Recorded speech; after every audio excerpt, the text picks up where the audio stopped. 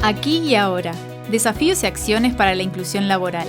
Un ciclo de 4 encuentros con reconocidos referentes locales que abordarán los desafíos que emprende nuestro país en materia laboral, presentando propuestas destinadas a la inclusión económica de los más vulnerables y las nuevas formas de empleo. Cada encuentro se enfocará en una temática: los jóvenes y el trabajo, las mujeres y el trabajo, emprendedurismo y nuevas formas de empleo, políticas públicas para fomentar el empleo. Te invitamos a participar a través de la transmisión en vivo por el canal de YouTube de ICM-TV y compartir tus preguntas a los expositores a través del chat. Inscribite y formá parte del diálogo. Club Católico, generando encuentros. Muy buenas tardes, amigos, bienvenidos a este último ciclo que hemos denominado Aquí y Ahora Desafíos y Acciones para la Inclusión Laboral. Bueno, hoy el desafío que nos plantea esta propuesta es hablar sobre las políticas públicas y cómo ellas van a tener que ser rediseñadas, lo vamos a preguntar o no, en este tiempo que nos ha enmarcado la pandemia COVID-19. Antes de meternos de lleno en este tema y darle la palabra a los invitados, decirles que está con nosotros el cardenal Daniel Sturla, arzobispo de Montevideo, doctor Pablo Mieres, ministro de Trabajo y Seguridad Social, doctor Rodrigo Goñi, representante nacional, y el ingeniero Guillermo Garrone, presidente de la Asociación Cristiana de Dirigentes de Empresa. Y estaba invitado también Fernando Pereira, presidente de PIT-CNT, pero bueno, se excusó y les voy a pasar a leer un mensaje que nos mandó. Dice: lamento de verdad no poder estar, me interesa mucho el tema y porque mis compañeros para el intercambio son sumamente importantes y porque el Papa Francisco ha dado pistas en cómo encarar el mundo del trabajo y sus transformaciones, liderando en forma de pensar muy rica para los trabajadores del mundo. Así que, bueno, este mensaje nos dejaba Fernando, le mandamos un saludo a él y bueno, y ojalá que podamos también encontrarnos con él y con otros representantes en cualquier momento en esta casa, en el Club Católico. Bueno, cardenal, voy a pedirle que nos ayude a encarar o por lo menos a dar un encuadre de lo que ha sido este ciclo. Y la primera pregunta que le quiero hacer como disparadora, tomando una pregunta que algún periodista le hizo en algún momento: ¿tiempo pasado fue mejor o el tiempo actual? ¿Puede sacarse el tapabocas? Gaby, bueno, permiso. Eso me recuerda al liceo, ahí cuando aprendimos las coplas de Manrique, que decía: recuerde el alma dormido, aviva el seso y despierte contemplando cómo se pasa la vida, cómo se viene la muerte tan callando. Cuán presto se va el placer, cómo después de acordado da dolor, cómo a nuestro parecer cualquiera tiempo pasado fue mejor. Pero en realidad eso, puedo seguir con las coplas, pero no, llego hasta ahí. Eso de que cualquier tiempo pasado fue mejor, en fin, quita entusiasmo. Y yo recuerdo en Talleres Don Bosco, donde yo fui siendo joven salesiano, en el medio, digamos, de la formación, los salesianos tenemos 2 años de trabajo pastoral, y allí había un salesiano veterano, en ese momento, bueno, para mí en ese momento era veteranísimo, pero ahora que uno se va poniendo veterano, las edades bajan,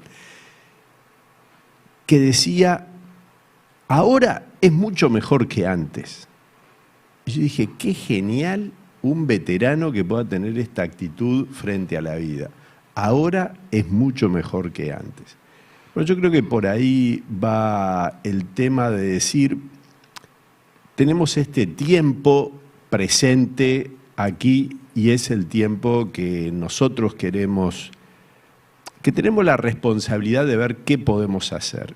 Yo del tema puedo hablar muy poco, así que le tengo que dejar la palabra a los que saben y pueden aportar. Sí entiendo, los obispos publicamos hace poquito un documento mirando con Dios este tiempo, y hago referencia a este documento sencillo, es un mensaje, me parece muy importante, muy adecuado, muy oportuno, porque bueno, el 13 de marzo nos cambió la vida a los uruguayos. La cosa venía de antes, la estábamos balconeando desde lo que pasaba en China. Yo recuerdo que 3 semanas antes me habían llegado una cantidad de videitos de lo que estaba pasando en China y parecía algo lejanísimo.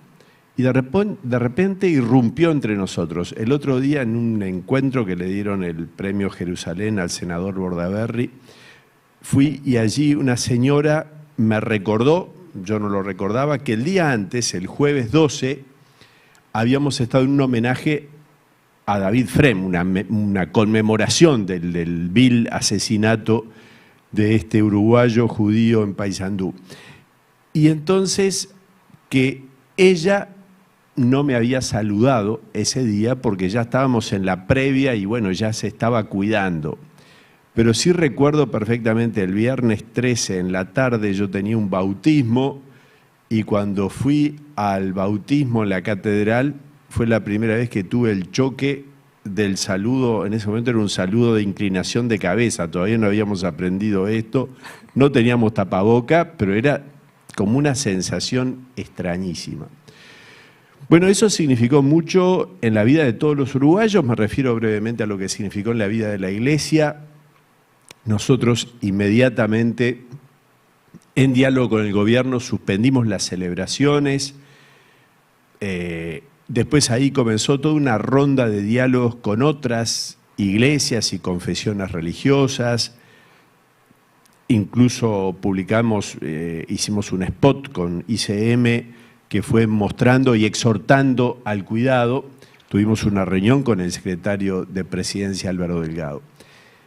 Y bueno, y comenzó un tiempo distinto para todos, también para la Iglesia Católica, donde afloró, eso sí, fortísimo el espíritu solidario, el dar la mano, el atender a la gente en situación de calle, con salidas a dar de comer a mucha gente.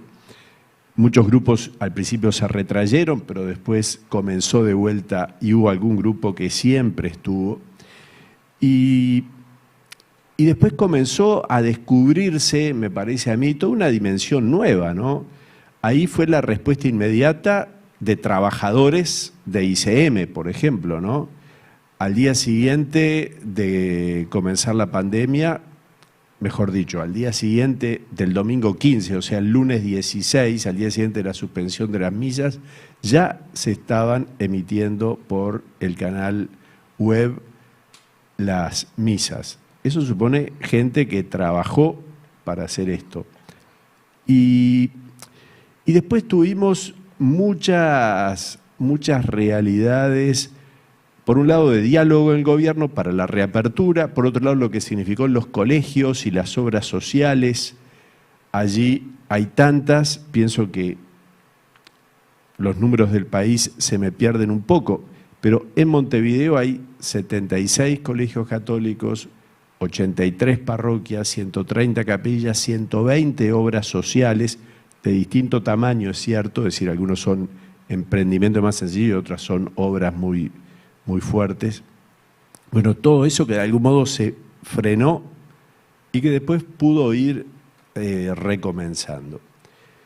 Bueno, ahí yo creo que también todos contribuimos a una realidad que permitió, como explicó el gobierno, que no se frenara totalmente la economía, que pudiera seguirse. Eso fue de las cosas buenas que tuvo la realidad uruguaya y que seguramente se referirán a esto mis amigos que están aquí hoy. Y creo que, bueno, hemos ido retomando, claro, ahora estamos en un momento de inflexión de vuelta donde el gobierno está por ver qué hacemos, aquello de las perillas de la que habló el presidente. Bueno, ahora parecería que es el momento quizás de cerrar alguna.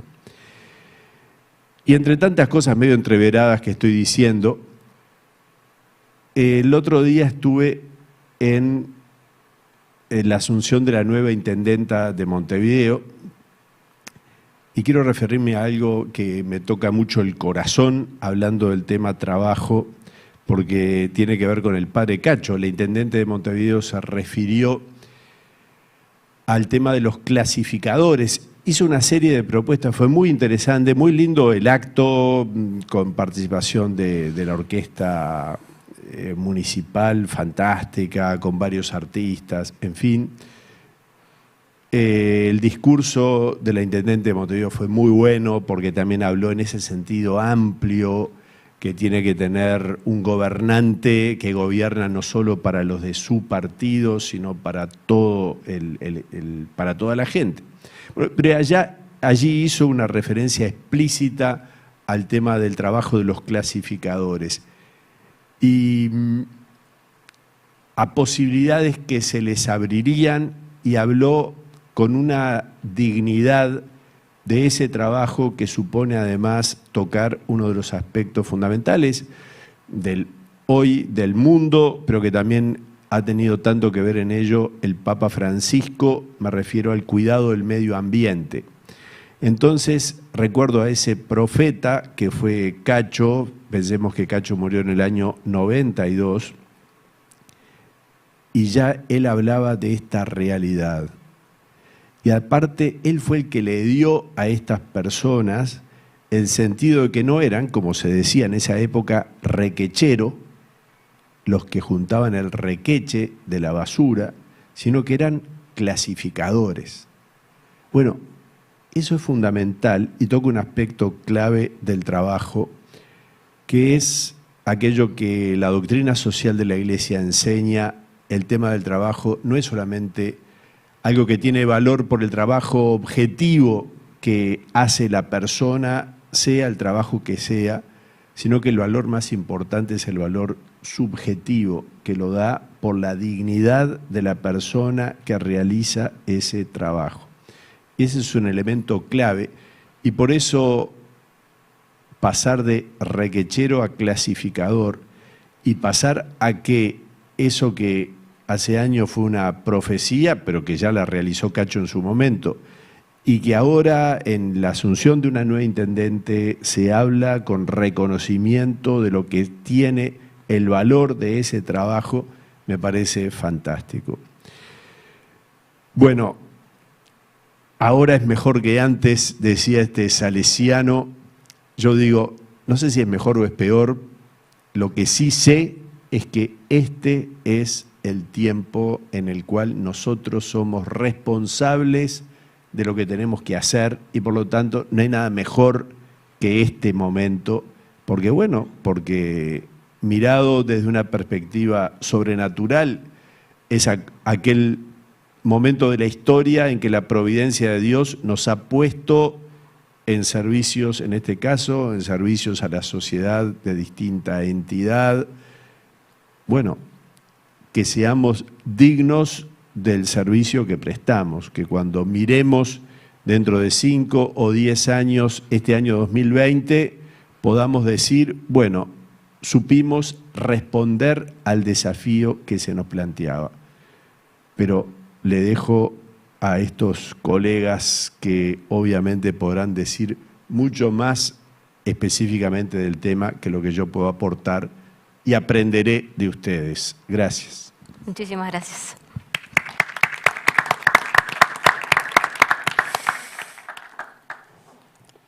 Guillermo, me imagino que hoy tu voz va a ser la voz de muchos dirigentes, empresarios católicos que congrega ACDE y que se plantean también estas inquietudes porque no son ajenos a la realidad que vive hoy Uruguay, pero también me imagino que con este espíritu propositivo de buscar juntos caminos. La invitación es, invitarte a que nos cuentes por dónde está transitando ACDE en este tiempo y cuáles son esos desafíos que van a poner o que han puesto sobre la mesa para discutir sobre políticas públicas. Muy bien, Gabriela, muchas gracias.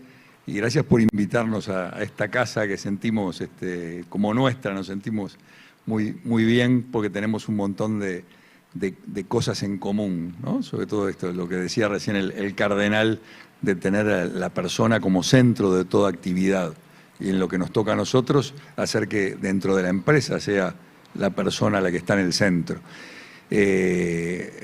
Lo que hoy vamos a hablar es sobre el trabajo, pero hay veces no solo el problema es que haya menos trabajo o que se pierdan puestos de trabajo, sino que, como el cardenal decía, hay trabajos que a veces no son dignos, pero no porque la tarea pueda ser hasta no demasiado agradable, sino porque no dignifica a la persona en cuanto la persona no siente que está cumpliendo un propósito. Entonces, yo como clasificador de residuos puedo sentirme que estoy cumpliendo un propósito, atendiendo la caja de un supermercado o salvando una vida como cirujano, en cualquier lugar, pero tiene que ser eso. Y hay mucha gente, lamentablemente, que no siente que esté aportando valor hacia la sociedad, hacia su equipo, hacia la empresa donde trabaja. Y creo que eso es parte de... El otro tema es que ya se ha tratado en las anteriores jornadas, el tema de la vulnerabilidad que estamos viendo, ¿no? O sea, hay mucha gente que está en un estado, no solo acá en el Uruguay, en el mundo, pero bueno, nos toca ver qué es lo que está pasando aquí en nuestro entorno. Están en situación de alta vulnerabilidad, sobre todo pensando en el trabajo. Voy a mostrar alguna lámina. ¿Para allá? Sí, no. Hay un par de principios que queremos compartir, que son los siguientes. Digo, consideramos que sin empresas no hay trabajo. O sea, el rol de la empresa dentro de una sociedad es clave.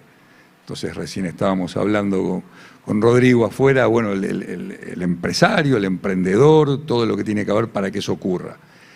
Pero el segundo principio, que es que sin rentabilidad no hay empresa. La empresa no se sostiene. Entonces tenemos que ver cómo desde la empresa hacemos que la misma sea sustentable. ¿Para qué? Para todos los actores clave. Para el que pone el capital, el que pone ese riesgo, para todos los colaboradores que están poniendo su pasión, su talento también al servicio de la empresa, para proveedores, para clientes, para la sociedad en su conjunto, ¿sí? Para seguir generando valor a todos. Entonces esas son dos claves.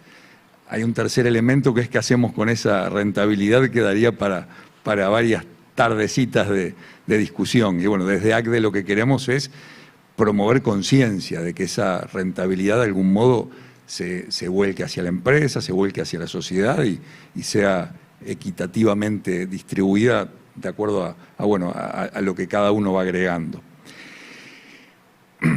Cuando nosotros hablamos de un producto, bueno, en algún momento lo voy a empezar a dominar esto, de rentabilidad, lo que estamos hablando es de tres elementos. Por un lado, costos. O sea, nosotros para poder tener un producto, un servicio que sea rentable y la empresa sea rentable, tenemos que ver que el precio al que se puede vender, al que la gente está dispuesta a pagar por eso, tiene que ser superior a la suma de todos los costos. Entonces, si nosotros estábamos hablando recién de una señora que pone una peluquería, conmigo se moriría de hambre y creo que alguno más aquí en esta sala tampoco va a ser cliente asiduo. Pero bueno, esa persona que tiene que ver, bueno, como el alquiler del local, el pago de algunos colaboradores que tenga, el pago de la luz, del agua, los impuestos, la suma de todo eso no supera el precio de lo que recibe. Si no, la organización no va a ser rentable y se va a ver en dificultades. Hablamos también, además de rentabilidad, de productividad, porque muchas veces tenemos la tendencia a mirar los elementos que están afuera. Entonces lo que decimos es, bueno, bájennos los costos y somos más rentables. Pero lo que hemos encontrado nosotros, y a través de varios estudios en la Universidad Católica y en otros lugares más, y nosotros dentro de ACDE mismo, es que hay un montón de elementos que tienen que ver con esa generación de productividad, que no solo son los externos que vemos, y eso tiene que ver con la gestión. Sabemos que los factores externos apenas son el 40% de esa rentabilidad que nosotros deseamos, o productividad, que es uno de los elementos para generar la rentabilidad. Pero el 60% depende de cómo nosotros gestionemos. Entonces, el tener buenas acciones de marketing para poder atraer a clientes hacia nuestros productos y servicios, el tener el generar experiencias atractivas para esos clientes, el generar experiencias positivas también para los empleados, que son quienes van a darle el servicio a los clientes. Bueno, todo eso, hay un sinnúmero de cosas que hacen a esa gestión y bueno, entonces depende de que un empresario, un emprendedor pueda hacer lo necesario para que esto ocurra. Ahora, nosotros en los últimos 4 años hemos visto esto antes de la pandemia, la pérdida del orden de 50.000 puestos de trabajo en el Uruguay. Entonces la pregunta es, bueno, ¿por qué ocurre esto? Y nuevamente volvemos al caso de, pongo peluquera como un pequeño comercio, ¿no? ¿Y por qué? Y bueno, porque de algún modo en el Uruguay hay casi 190.000 empresas que son pequeña, mediana o microempresa. Y esas son generadoras de 2/3 de los empleos, de los puestos de trabajo en el sector privado. Entonces, bueno, esa realidad uno la tiene que atender. Y volviendo a ese caso, ¿qué es lo que ocurre con ese pequeño comerciante una vez que, digo, lo que hemos visto primero al ver que baja la rentabilidad es, le dedico más horas al trabajo? Eso obviamente genera desequilibrios, genera que desatiendo mi vida personal, mi familia y un montón de otras actividades sociales que una persona debe hacer. Pero además de eso, cuando veo que ya no puedo bajar a más todo lo que tengo que pagar, ¿qué es lo que hago? Empiezo a bajar otros costos, que es empleados. Entonces, dejo de lado a algún colaborador con el dolor que eso genera. En algunos casos resigna su propio salario, pues esa rentabilidad va para pagar también el salario del propio trabajador. Cuando hablamos de empresarios, la mayoría de los empresarios son trabajadores, son personas que además de poner capital y riesgo están poniendo su trabajo al servicio de esa organización que están desarrollando. Por otro lado, nosotros lo que vemos es que el empleo, el empleo pasó a ser un problema de todos, como hace ya unos 9 meses hemos visto con el tema de la pandemia, que decir, bueno, la salud es un tema de todos y todos lo tenemos que encarar. Bueno, con el empleo pasa a ser exactamente lo mismo.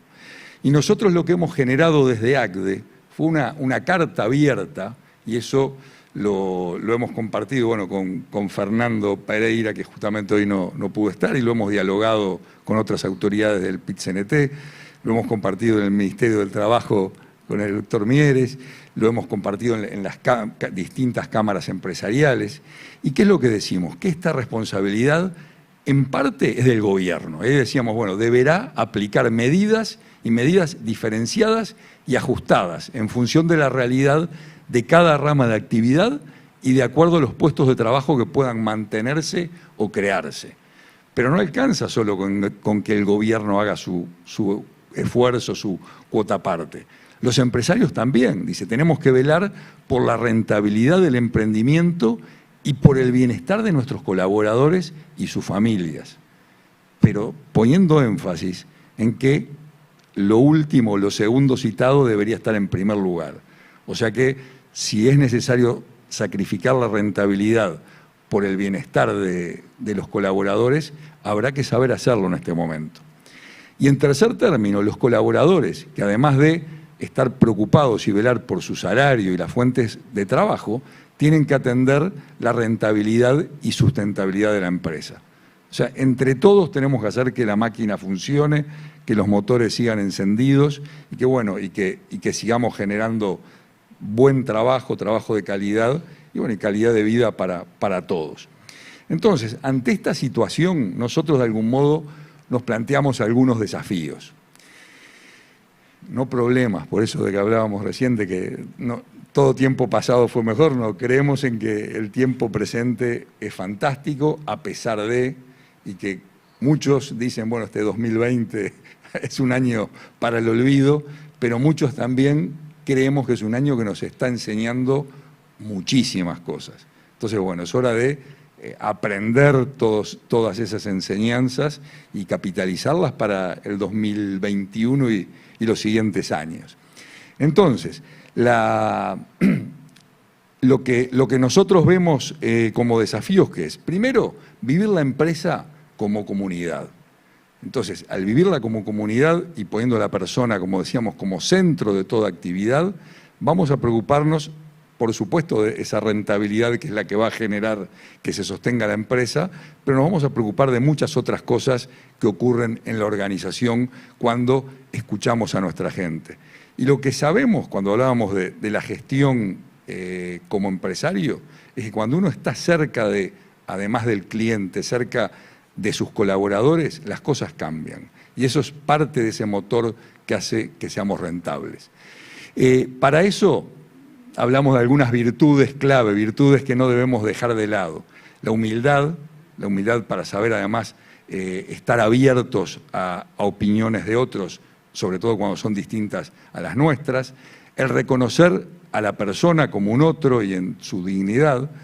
Esa apertura que decíamos que viene de la mano de la humildad, la transparencia, no solo en los objetivos que tenemos como empresa, sino también en muchos números que nos permiten saber si vamos bien, si vamos mal y que la persona se sienta parte de eso.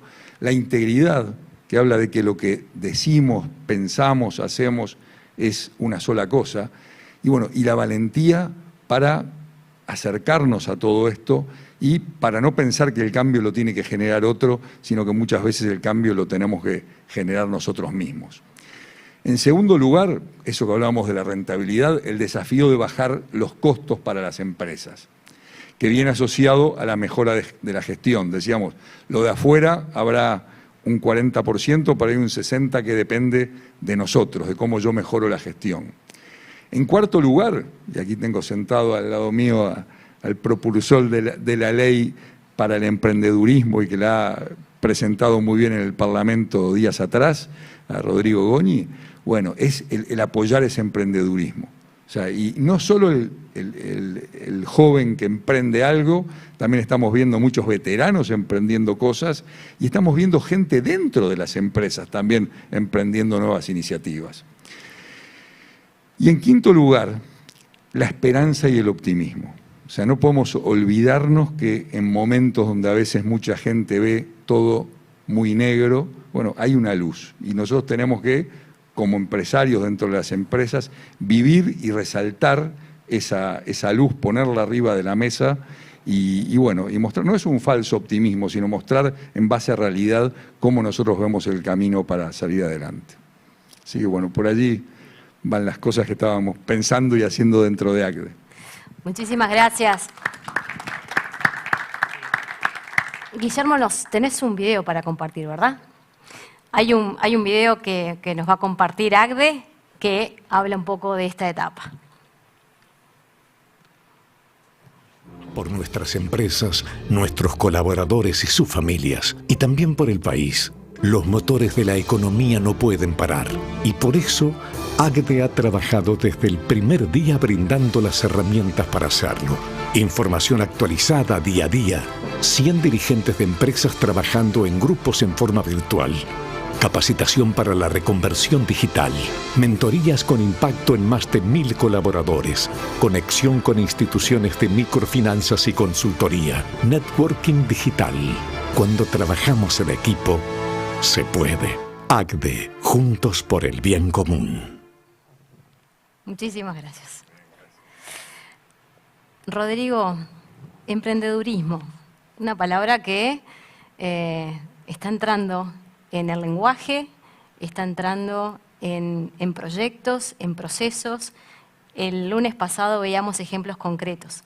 ¿Qué significa para vos, bueno, haber dado ese puntapié, ese mojón? ¿Y qué ha significado este tiempo, y en este tiempo particular de pandemia, el poder impulsar al emprendedor en el Uruguay? El camino del emprendimiento es el camino para muchas cosas, para muchos problemas. Uno de ellos es el empleo.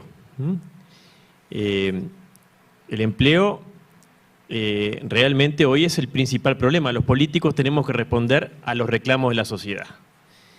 Y hoy la principal preocupación, dicen las encuestas, es el empleo. Y realmente el problema del empleo, Pablo lo sabe mejor que yo, es un problema dramático. no tengo una visión apocalíptica, pero sí es dramático. Si tú no partís de la realidad y tú partís de lo que te gustaría que fuera, no vas a poder transformar esa realidad. La realidad hoy es muy cruel en el tema del trabajo. ¿Por qué? Porque la economía en la que estamos inmersos es una economía, primero, global.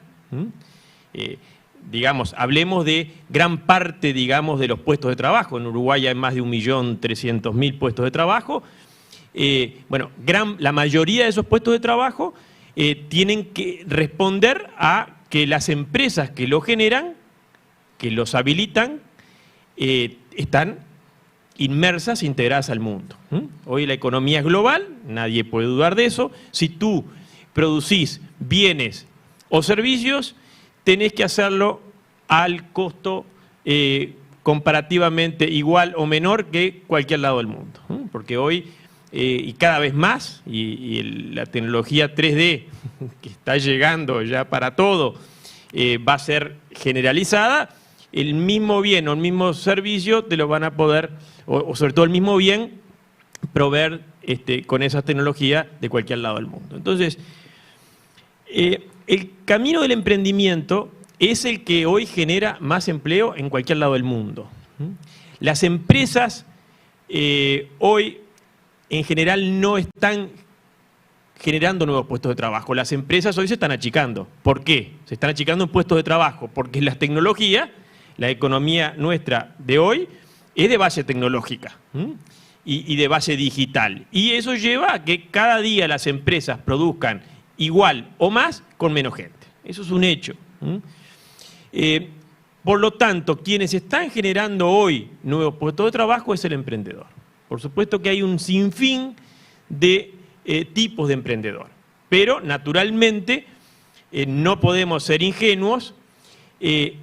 Dependemos de los emprendedores que están insertos en la economía del mundo, en la economía global, para que lo demás funcione, porque son los grandes generadores de riqueza, no solamente económica, sino toda la otra gran riqueza que hoy pasa a ser también parte del mundo económico, que es la innovación, la productividad, la competitividad, dependen cada vez más de esos factores, que es el emprendedor el que está en condiciones, y yo te diría que es casi que el único que está en condiciones de adaptarse a todo lo nuevo que va surgiendo en el campo económico. Si tú no te adaptás en forma casi inmediata a cómo se está produciendo tal o cual bien o tal o cual servicio en el mundo, tú marchás. Y por eso hoy, ¿por qué decía yo que el tema del empleo es dramático? Porque no solamente la tecnología y la digitalización van destruyendo a pasos agigantados puestos de trabajo, sino que van destruyendo empresas.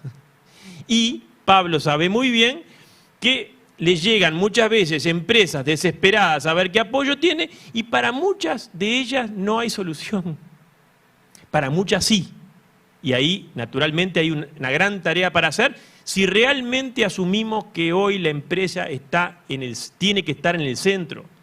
Bien decía Guillermo, sin empresa no hay trabajo. Eso que es una realidad desde hace muchísimo tiempo.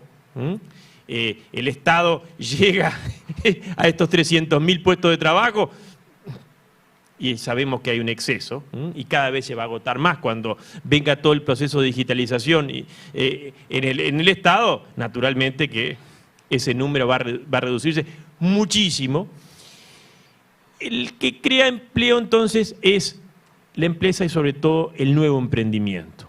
El nuevo emprendimiento necesita una cantidad de apoyos, de ayuda. El otro día estaba en la entrega de premios a los emprendedores top, los que habían sacado premio, y uno de ellos decía, es una gran mentira que el emprendedor todo lo puede. El emprendedor todo no lo puede, sino el emprendedor tiene una enorme cantidad de fuerzas en el mundo entero que compiten contra él.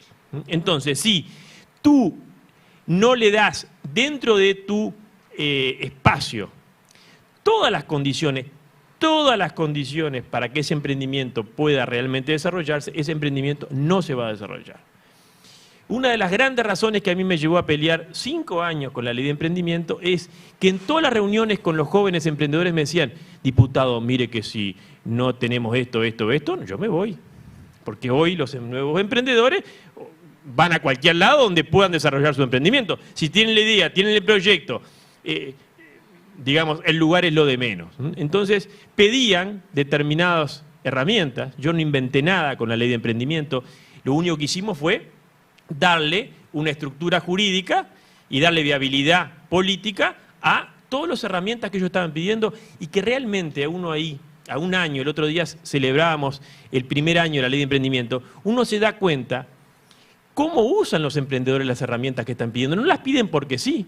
Por ejemplo, una de las herramientas jurídicas es las sociedades por acciones simplificadas, que es un vehículo moderno que hoy los emprendedores del mundo lo prefieren, y ya en un año, en menos de un año, en Uruguay, por lejos es el vehículo utilizado por los nuevos emprendedores. Por lejos es preferido. Ni qué hablar de otros instrumentos financieros que naturalmente lo que hacen es permitirle a los emprendedores uruguayos poder competir en el mundo, por lo menos con las mismas herramientas. Ni qué hablar de que el Estado y el sistema político, si logra poner de una vez por todas a la empresa en el centro, y cuando digo la empresa, y la Iglesia hace décadas que lo viene diciendo, con poca escucha, es que la empresa no es el empresario solo. La empresa es esa organización del empresario, el trabajador y otra cantidad de gente que interactúa. Y no es solamente la relación de trabajo, todos, y la Iglesia hace mucho tiempo viene diciéndolo, décadas, de todo lo que implica el valor de la empresa para la sociedad en su conjunto, la sociabilización que hace, lo que significa para el barrio, lo que significa para la sociedad en su conjunto. La empresa llegó el momento, creo, y cuando hablo de empresa es un emprendimiento que llegó a un estado de madurez, que ahora en estos tiempos no precisa más de un año y pico, aunque hoy la ciencia, digamos, pide determinados tiempos, pero ya un año y pico el emprendimiento ya se puede decir empresa, ya creó trabajo, ya creció, y si es buen proyecto exponencialmente, ¿no? Como hemos tenido ya en Uruguay casos de emprendimientos uruguayos que están valuados en más de $1.000 millones. Y eso es muy importante, ¿por qué? Porque nos demuestran que en el Uruguay se puede llegar a la liga principal. Eso, nosotros el otro día cuando decíamos el homenaje a los emprendedores me decían, Rodrigo, trajiste muchos top. Y no es que yo traiga top porque sí, es porque los que nos permiten a las nuevas generaciones de cualquier sector social comprobar que si se le dan determinadas herramientas pueden llegar a estar en la liga mayor. Y por suerte además los nuevos emprendedores que los estén valuados en $1.000 millones es lo que menos les importa. La mayoría hoy están pensando en generar nuevos servicios, en generar al país un prestigio, es decir, hoy por suerte las nuevas generaciones tienen mucho más claro eso que tú decías, Guillermo, de que la empresa no es solamente generadora de valor económico. Entonces, el emprendimiento es el gran camino para crear puestos de trabajo, para insertar al mundo. ¿Qué hacen estas empresas nuestras, estos nuevos emprendimientos? Pedido ya, cuando uno va a cualquier lado del mundo, ahora no, pero cuando uno recorría y veía ese pedido ya es un origen emprendimiento uruguayo. Y uno podrá decir, bueno, pero ese tipo de emprendimientos de base tecnológica y de plataforma digital puede estar destruyendo o eliminando o dejando fuera de competencia a otro tipo de empresas. Sí, ahora si no lo hacemos, es imposible pararse enfrente al tsunami del avance tecnológico. ¿Qué tiene que hacer uno? Adaptarse, como ya lo decía el darwinismo. Es decir, si uno no se adapta, uno lo pasan por arriba y se margina, porque hoy realmente quedás marginado como sociedad y quedás marginado los que menos tienen, ¿no? Y en ese punto seguramente Pablo nos va a hablar mucho mejor. Si los trabajadores, cualquier persona que quiera trabajar, si no tiene la formación, la alfabetización digital, como se le dice ahora, para poder trabajar en las nuevas formas de trabajo, porque la digitalización ha cambiado no solamente la forma de negocios, ha cambiado también la forma de trabajar. Hoy, para hacer cualquier actividad, tú precisás manejar la computadora, ¿está? Es decir, cualquier servicio que uno antes lo consideraba más simple, lo que puede ser un servicio en un restaurante, hoy todos los mozos tienen su computadora. Entonces, me parece que, primero, el tema del empleo es un tema dramático. Y si no lo advertimos, la mayoría de los uruguayos van a quedar marginados. Y después la solución es muchísimo más difícil, ¿no? Ceres hace unos días decía, el 70% de nuestros muchachos no está teniendo la formación adecuada, mínima, razonable para poder trabajar. 70% de los muchachos. Entonces, ¿qué estamos diciendo? Hay 30 que sí, hay 30 que van a poder trabajar, hay 30% que va a poder adaptarse a estas nuevas economías que rigen en el mundo, y el 70% no. Entonces, vaya si hay que poner en el centro y con realismo, con honestidad intelectual. Acá, si nosotros dejamos que la ideología nos diga lo que nos gustaría que fuera y miramos una partecita de la realidad, vamos a marchar. Y como siempre, yo me pongo pasional en esto, porque cuando no se hacen las cosas que hay que hacer, los que pagan los platos rotos es la gente que tiene menos recursos. Los que tienen más recursos, y lo estábamos ahora que Daniel hablaba de lo que pasó en este año en la pandemia, y bueno, ¿sabemos quiénes no pudieron aprender nada?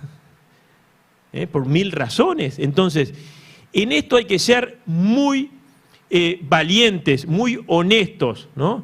En el tema de la educación, a veces cuando se resisten los cambios en la educación, ¿a quién están condenando?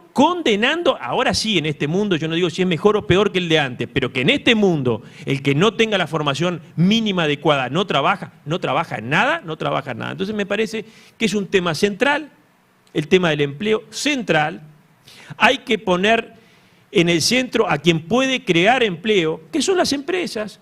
Hay que darle todo el apoyo, que es un sistema muy complejo, pero que el Uruguay lo está haciendo muy bien, que es en el apoyo al emprendimiento, en el apoyo al ecosistema también empresarial, porque la mayoría, como decía Guillermo, son pequeñas empresas que necesitan una cantidad de apoyos para internacionalizarse, para la transformación y la transición a la economía digital.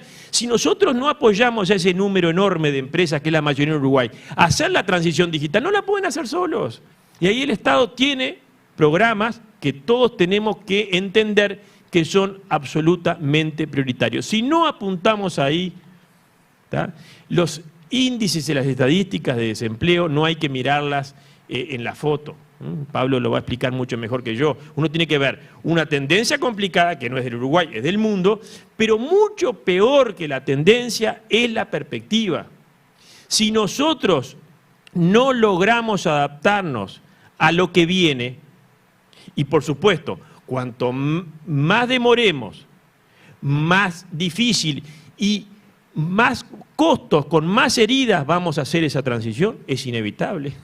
Nadie va a quedar fuera del mundo de las plataformas tecnológicas. Acá, para los servicios va a venir todas las plataformas en el mundo que van a buscar, como el crowdsourcing, que lo que busca es servicios en cualquier lado del mundo, si hoy los servicios se hacen por computadora. Entonces, bueno, si nuestros muchachos, nuestros trabajadores no están adaptados, no tienen la formación profesional, y ahí el INEFOP, que también Pablo de alguna manera dirige, y lo está haciendo muy bien. Y yo siempre digo y termino. Los 5 años pasados yo me peleé mucho con el Fondes. Y no era por los millones de despilfarro. Yo siempre decía, a mí no, los millones van y vienen.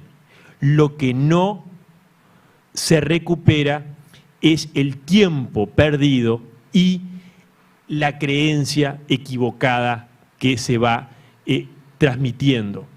El empresario no se inventa. El Fonde, aprendamos del Fonde, ya que gastamos 70, 80 millones de dólares tirados a la basura, por lo menos paguemos que nos sirva de lección. En el Fonde, ¿qué se quiso hacer? Inventar empresarios no es tan fácil. El empresario, además de que tiene que tener las condiciones, bueno, es una persona que tiene cierto talento. Yo no me considero un empresario, trabajé toda la vida, tuve en ACDE mucho tiempo, trabajé para empresas, pero yo no me considero un empresario. No cualquiera es un empresario. Entonces, lo que tenemos que hacer con los que tienen ese talento, que salen de todos los lugares, de todos los departamentos, de todos los sectores sociales, es apoyarlo y darle el valor que se merecen, porque nosotros dependemos de ellos para poder después, naturalmente, tener una sociedad como la que todos queremos. Podemos tener recursos, porque son las empresas las que con sus mayormente generan esos recursos, generan recursos directamente por los impuestos y generan recursos indirectamente por los salarios que paga y que de allí indirectamente van también a las arcas del Estado. Así que me parece que llegó el momento de poner en el centro a la empresa, que es el empresario, los trabajadores, y a esa dimensión maravillosamente humana. Yo digo, si hay algo, yo decía el otro día y termino, si hay algo plenamente humano, es el emprendimiento, es la creatividad. Si hay algo maravilloso que nos dio Dios, fue la creatividad y la inteligencia. Y bueno, ahí está el emprendimiento, ahí tenemos que poner el foco, porque si ponemos el foco ahí, el Uruguay va a tener los empleos que necesita, porque también todos estos cambios generan oportunidades y está en nosotros aprovecharlo. Muchas gracias. Ministro Pablo Mieres, ¿se acuerda la Plaza Independencia el 1 de marzo? Era una fiesta. Era otro mundo. Era otro mundo. El 13 de marzo, como decía el cardenal Sturla, cambió la foto. Cambió esa foto y, bueno, con mucha seriedad se decretaba la emergencia sanitaria en el país. Y después 4 o 5 ministros, recuerdo 4, que reiteradamente aparecían casi todos los días en el prime time de nuestras casas.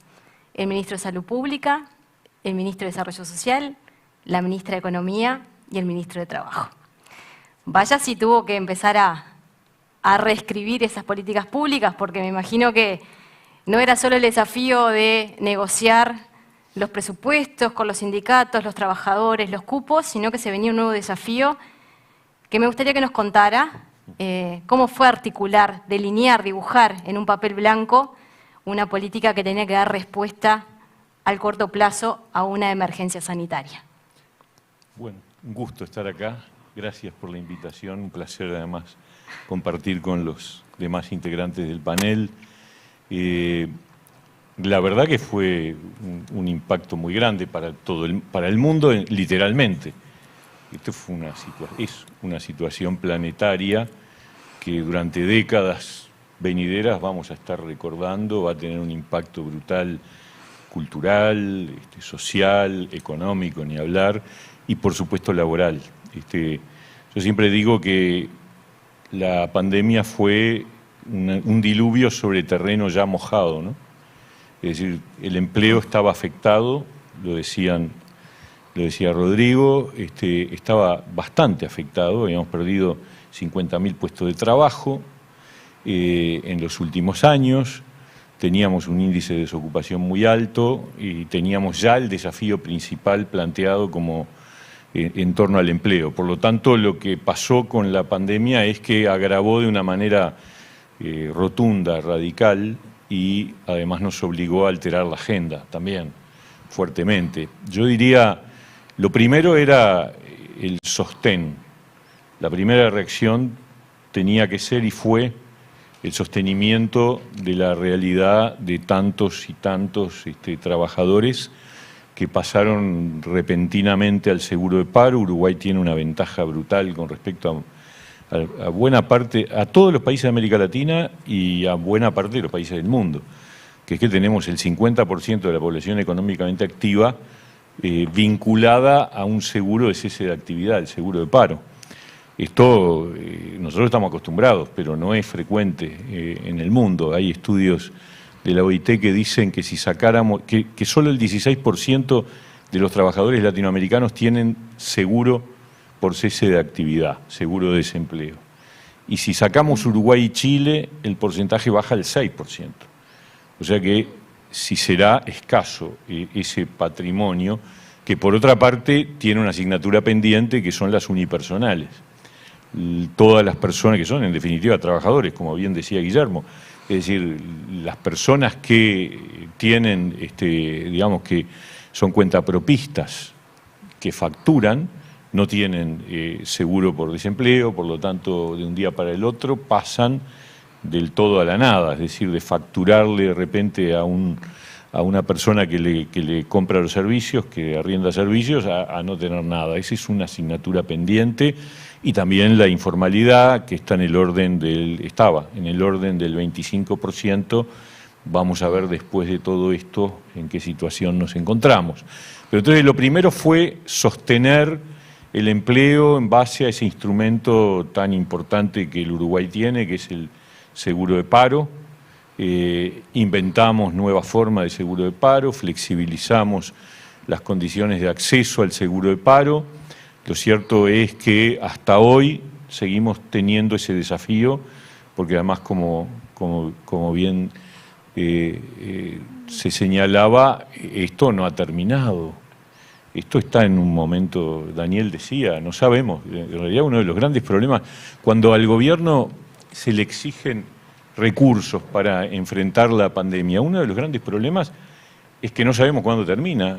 Si tú tenés una idea de cuándo termina, podés administrar los recursos de manera tal, de aplicarlos de forma tal de transitar la situación. Pero si no tenés idea del final del túnel, tenés que cuidar los recursos, porque lo peor que te puede pasar es quedarte sin recursos por el camino. Entonces se ha hecho todo lo que se ha podido y seguiremos haciéndolo, porque todo indica que tendremos estamos inmersos en una nueva etapa particularmente complicada para nuestro país, en donde hay que buscar la manera de dar respuesta a este nuevo desafío.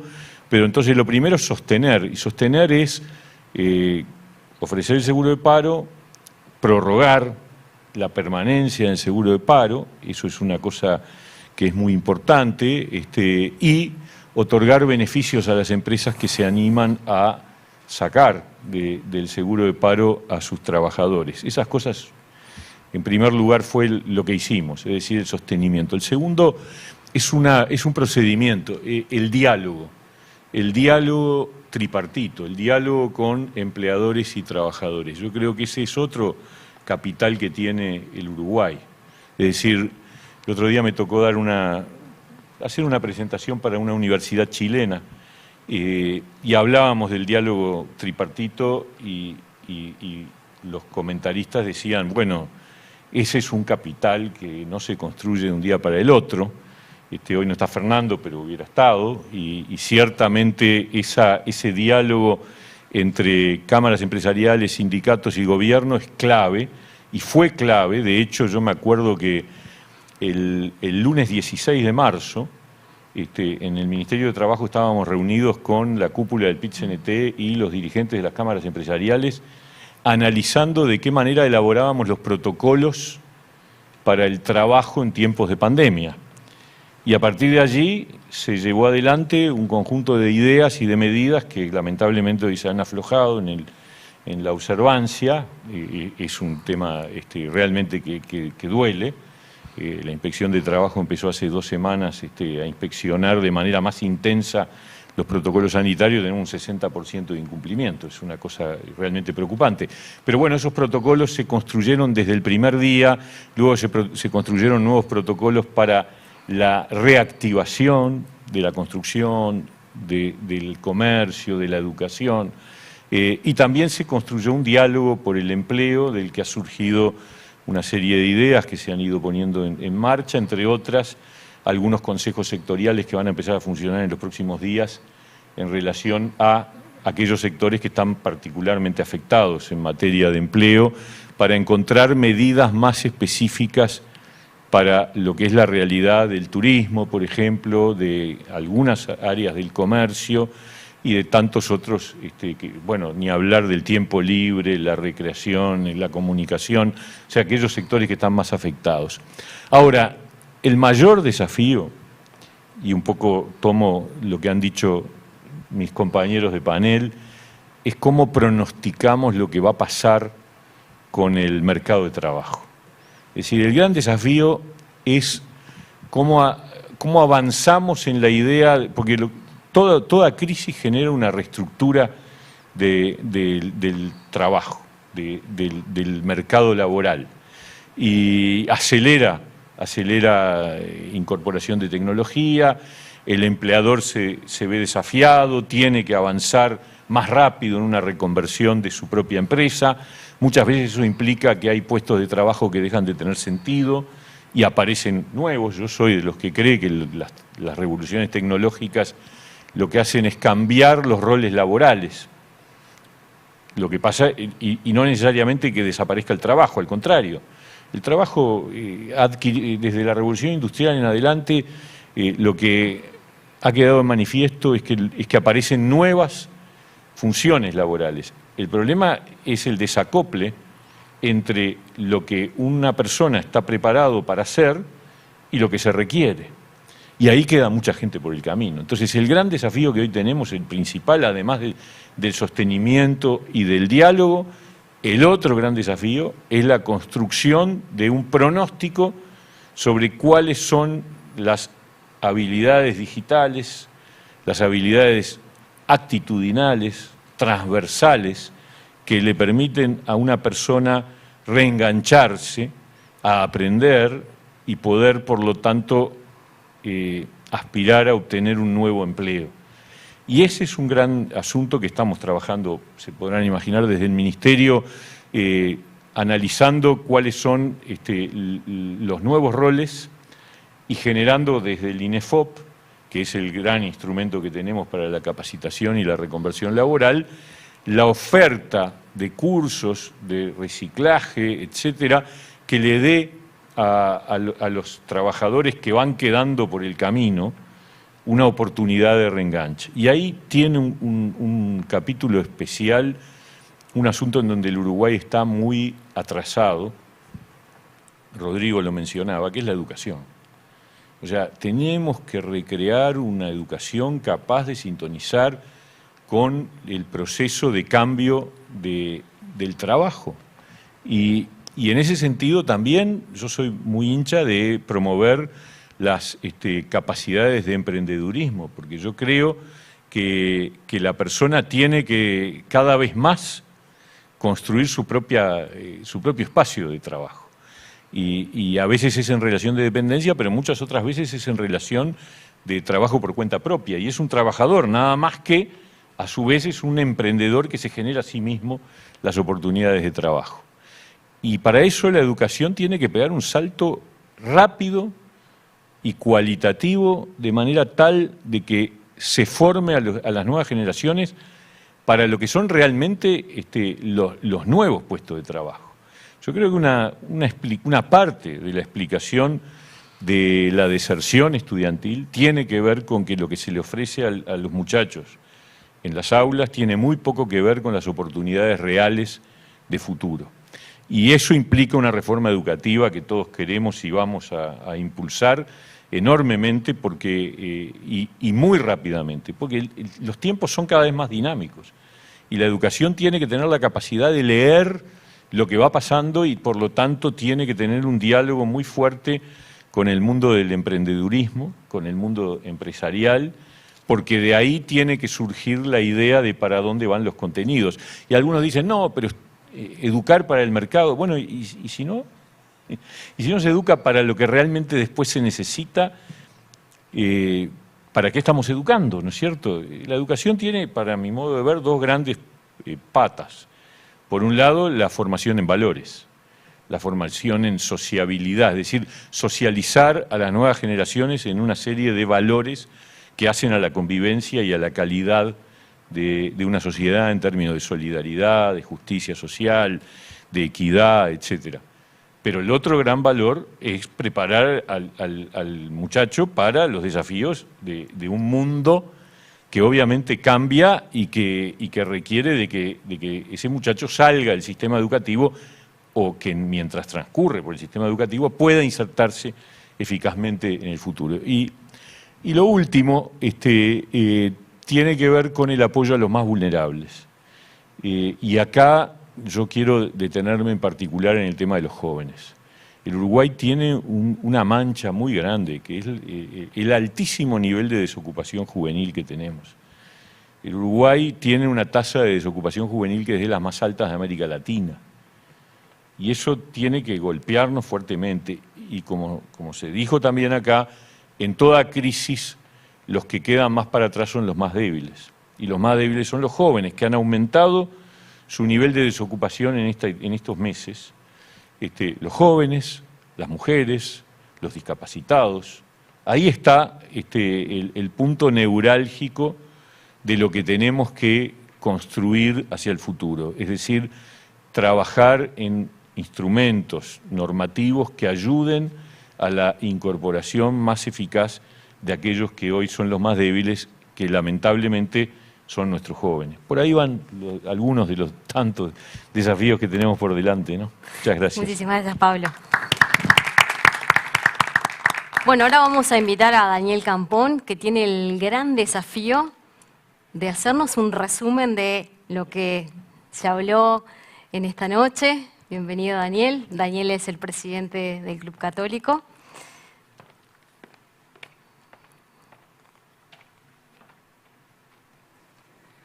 Buenas noches. En primer lugar, agradecimiento a cada uno de los panelistas que hoy han intervenido y que en primer lugar, más que resumen, yo creo que destacar lo que cada uno ha dicho en cuanto a lo fundamental que es la persona, ¿no? Todos han partido de la dignidad de la persona como aquello que nos caracteriza y un agregado también el de la empresa, y entendía la empresa como empresarios, personas, trabajadores, personas, o sea que en general siempre la dignidad de la persona.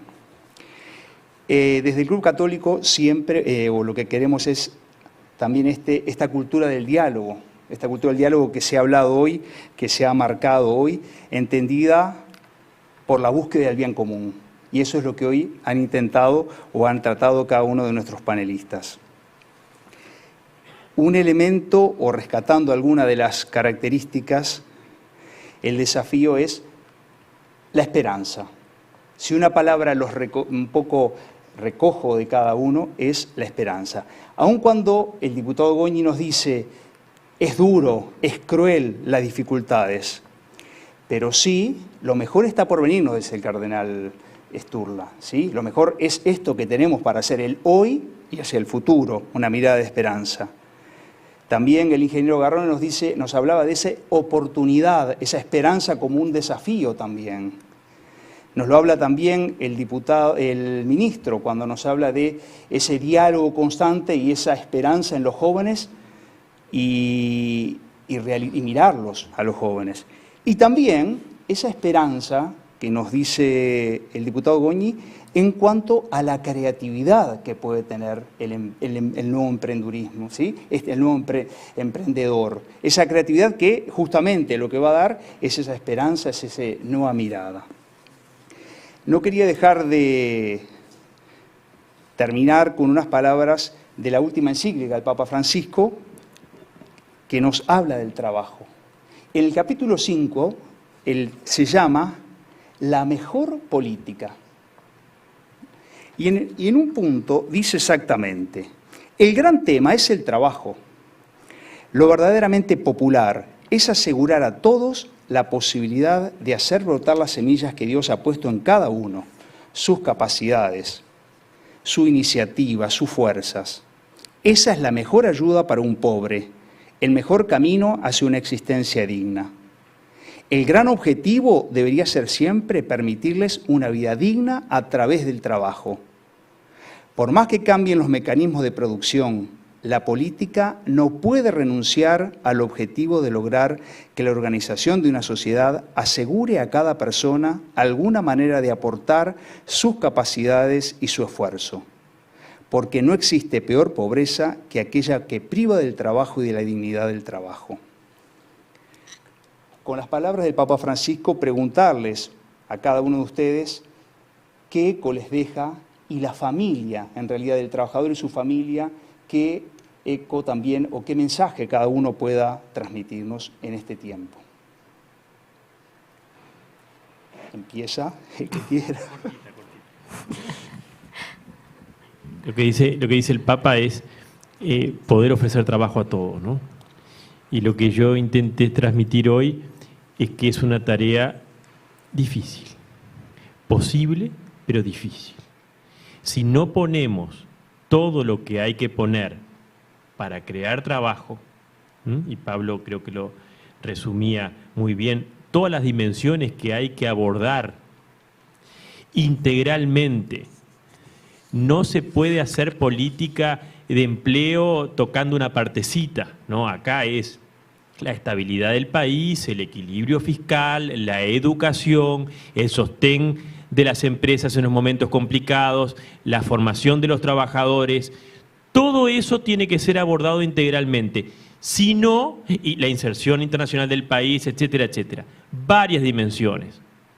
Si no se abordan integralmente con un foco muy fuerte en todos los esfuerzos que hay que hacer, eso que dice el Papa, que creo que todos compartimos, de que no hay nada mejor que se le pueda ofrecer a una persona y a una familia, que es el trabajo.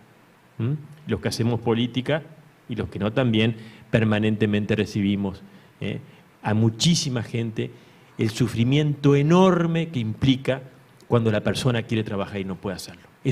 Realmente se parte el corazón a cualquiera, ¿no? Porque cuando la persona quiere trabajar y no puede, realmente es un drama. Entonces me parece que allí hay que poner menos ideología, más honestidad y acción para resolver lo que, reitero, es un problema complejo, posible, pero muy complejo. Muchas gracias. Coincido plenamente que esto tiene que tener un enfoque sistémico, hay que mirar desde allá arriba con el helicóptero, ¿no? No lo podemos resolver desde una sola partecita, y acá se han hablado de varios de esos elementos. La educación, Pablo decía, la educación también en valores, que va a servir para esto, porque si yo no tengo ciertos valores, al otro lo voy a tratar como un instrumento.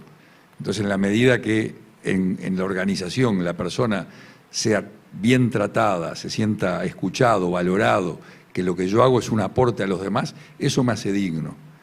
Y vemos gente que no necesitaría trabajar porque económicamente superó sus necesidades, pero igual trabaja, porque quiere aportar algo, quiere sentirse digno, valioso.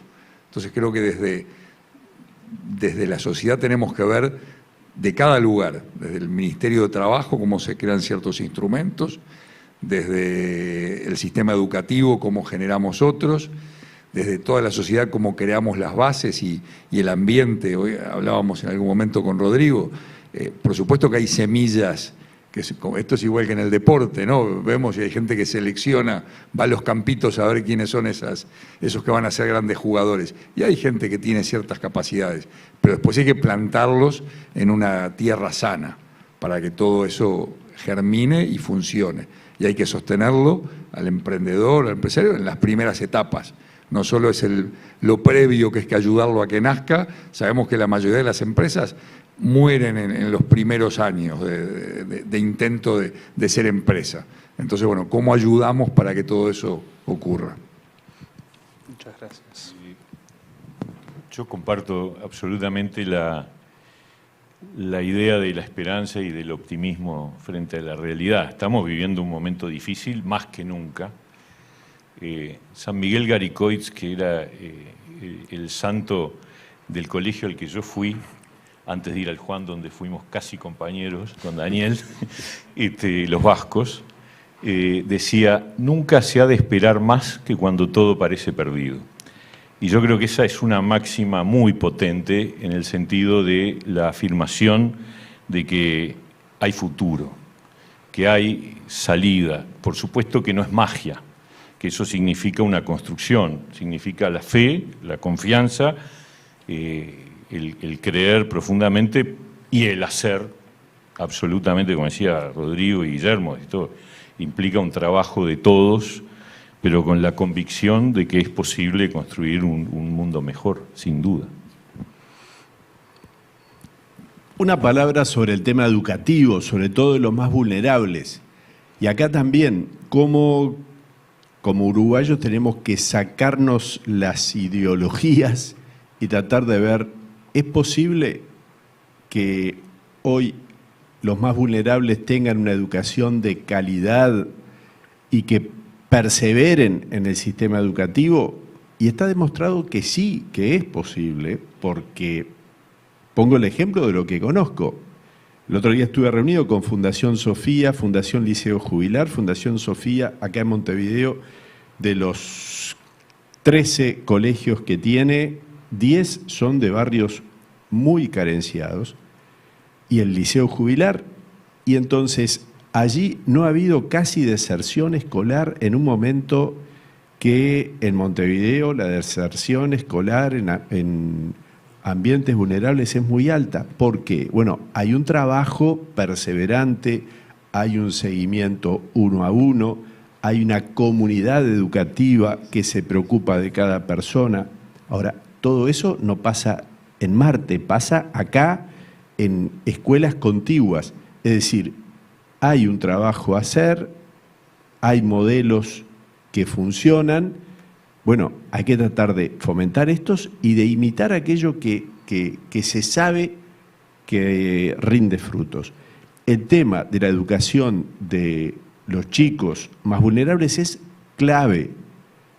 Y aparte de esto, tiene que empezar desde bien chiquitos. Como lo sabemos, hay una edad en que están quedando medio en el aire los 3, 4 años. Bueno, desde allí en adelante. Y eso sin duda crea después lo que yo he visto en algunos casos, pongo el caso del Jubilar, esos círculos virtuosos, por ejemplo, que los chicos lleven a sus padres a hacer el liceo, parece algo increíble. Bueno, pero eso hoy pasa en Montevideo. ¿En cuántos otros lugares podría pasar si multiplicamos aquello que realmente demuestra que es eficaz? Y por ahí surge todo un camino de esperanza para hoy, porque esto que estoy hablando son datos de este momento difícil que vivimos. Muchas gracias, Cardenal. Terminamos. Muchas gracias, Daniel. Bueno, y ahora tenemos un pequeño cierre musical. Invitamos a Carlos y a Marcos. Pasen.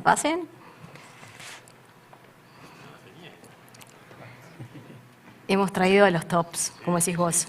Acá tenemos a los tops.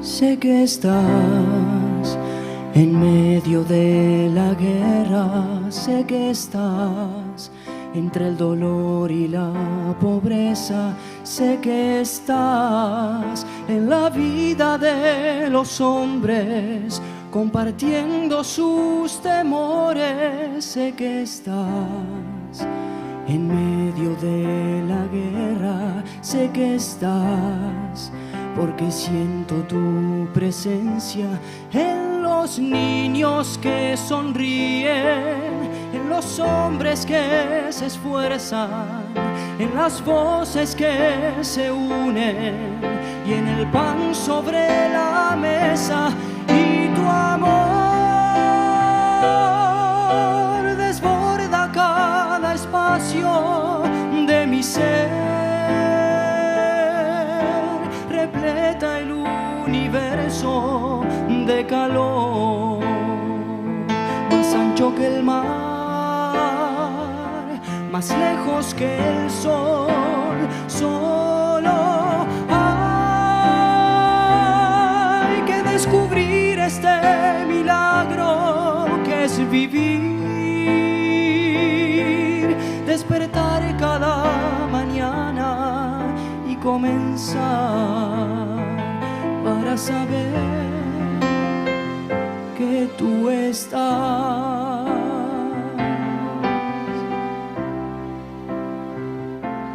Sé que estás viviendo tras las rejas, sé que estás en la naturaleza. Sé que estás en la hostia consagrada, en la palabra y vida eterna. Sé que estás cuando dos manos se ayudan. Sé que estás cuando los hombres te rezan, en la fuerza de un abrazo, en una caricia tierna, en las vidas que terminan y en las vidas que comienzan. Y tu amor desborda cada espacio de mi ser, repleta el universo de calor, más ancho que el mar, más lejos que el sol. Solo hay que descubrir este milagro que es vivir, despertar cada mañana, comenzar para saber que tú estás, para saber, Señor, que tú estás.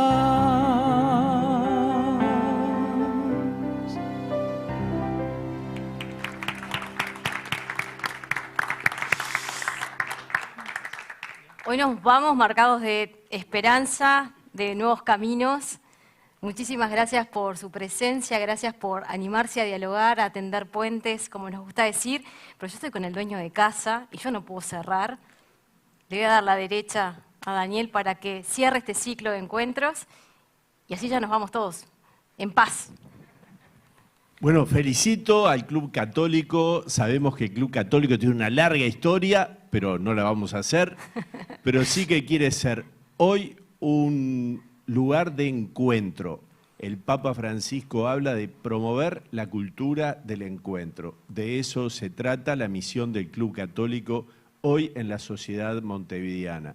En esa cultura del encuentro nosotros tenemos a aquel que ha venido a nuestro encuentro, es lo que celebramos en la Navidad ya próxima, así que le pedimos al Señor que bendiga todo este esfuerzo y que bendiga a cada uno de los que aquí han participado, también a Fernando Pereira, que no ha podido venir, pero que se ha hecho presente a través de un mensaje. Gracias, felicidades, y ya podemos ir diciendo en este año complejo, pero lleno de esperanza, una feliz Navidad. Gracias.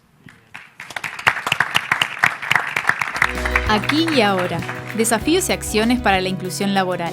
Un ciclo de 4 encuentros con reconocidos referentes locales que abordarán los desafíos que emprende nuestro país en materia laboral, presentando propuestas destinadas a la inclusión económica de los más vulnerables y las nuevas formas de empleo. Cada encuentro se enfocará en una temática: los jóvenes y el trabajo, las mujeres y el trabajo, emprendedurismo y nuevas formas de empleo, políticas públicas para fomentar el empleo. Te invitamos a participar a través de la transmisión en vivo por el canal de YouTube de ICM-TV y compartir tus preguntas a los expositores a través del chat. Inscribite y formá parte del diálogo. Club Católico, generando encuentros.